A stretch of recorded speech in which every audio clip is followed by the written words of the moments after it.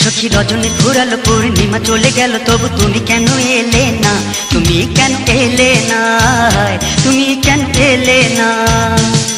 সখী সময় যে কাটে না, কিছু ভালো লাগে না, কথা দিয়ে কেন এলে না? তুমি কেন এলে না? তুমি কেন এলে না?